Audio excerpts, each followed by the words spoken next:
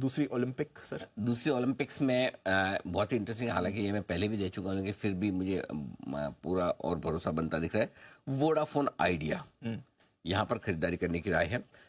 इस क्वार्टर में EBITDA positive होने की हम उम्मीद कर ही रहे हैं, होगा ही। और लोन रिडक्शन बहुत बड़े। अच्छा, पहले मैं लेवल्स दे दूँ, लेवल्स आ गए, पहले लेवल्स नोट कर लीजिए।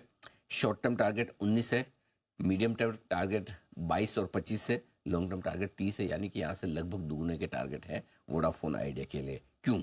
क्योंकि पहला तो EBITDA पॉजिटिव होने की चांस है ही है। लोन रिडक्शन बहुत तेजी से होता दिख रहा है इनका। जो इनके लोन से बैंक्स को चुकाने थे वो चुका चुके हैं। काफ़ी वेंडर्स ने इनके लोन इक्विटी में कन्वर्ट कर दिए हैं।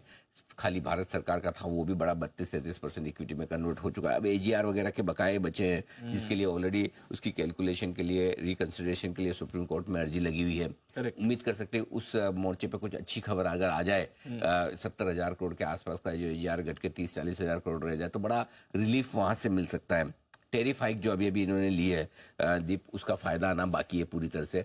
और अब तो ये लोग मान रहे हैं कि भाई टेरिफ हाइक सिर्फ इस क्वार्टर की नहीं है, इस साल की नहीं है, अब लगभग हर साल आप मान के चलो, क्योंकि हिंदुस्तान में जो टेलीकॉम टेरिफ है दुनिया में सबसे कम है। तो नेचुरली यहाँ पर घटने का तो गुंजाइश खत्म ही हो गई, बढ़ने की है। और अब 3 प्लेयर मार्केट हो गया प्राइवेट प्लेयर्स में, तो अब सब एक साथ बढ़ा रहे हैं, आपने देखा भी इस तरह से back to back. So I think अब इसका असर प्रॉफिट में आना शुरू हो जाएगा, जो इन्होंने दरें बढ़ाई है। हर 10% फॉल पे SIP करनी है आपको। होता नहीं है 10%, लेकिन 10% मान के चलो, क्योंकि ये थोड़ा वॉलेटाइल स्टॉक ज़्यादा है।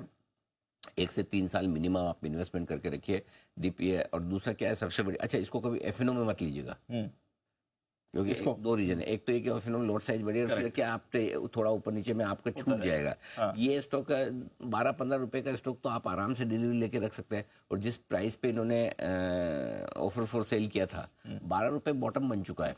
इलेक्शन के रिजल्ट के दिन में 12 रुपए 5 पैसे का लो था।